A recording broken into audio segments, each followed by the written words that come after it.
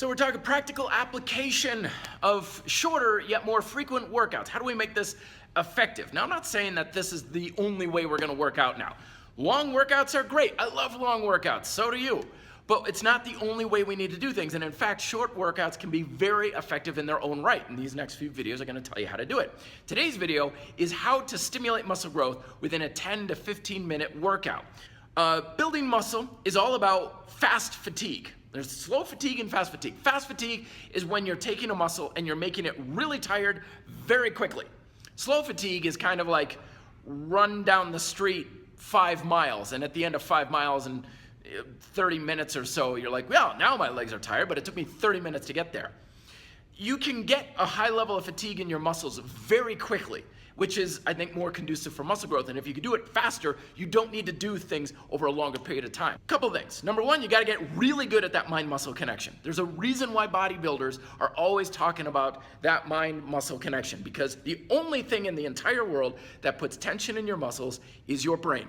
You want tension in the muscle, put it there. Focus, concentrate, and get it in there. And if you're not very good at it, which most people aren't, I'm still working on it myself, you've got to work on it constantly, every single day. Turning on your muscles, trying to flex the muscles in the back, just isometric tension, build that mind-muscle connection so it's so strong you can flood tension into that muscle at a moment's notice. That's gonna go a long way.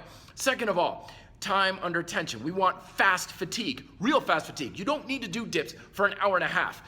Get it done in a couple of sets. This takes a lot of mental strength. It's easy to say, I'm gonna do dips over the course of like 8 repetitions, and I'm gonna build up that level of fatigue gradually. That's a great way. I'm not saying it doesn't work, and I encourage you to experiment with it. But I think in general, you're gonna have more success with this idea of like, do a warm up with a couple of warm up sets, late sets, and then bang! You nail the mother living piss out of that muscle as hard as you can in 1 or 2, maybe 3 good sets. You know you've brought a good level of fatigue to your muscle when the following set steeply drops off in reps.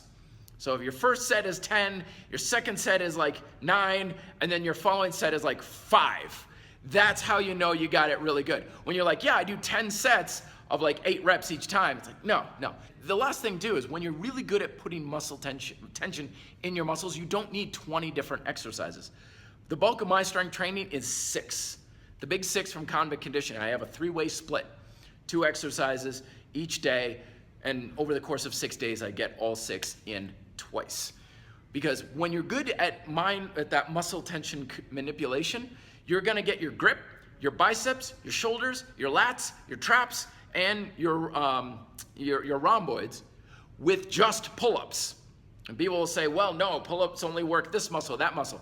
Remember, if you're only feeling it in certain muscles during an exercise, it's because this isn't doing what it should be doing. It's nothing to do with the exercise. It's nothing to do with hand position or anything.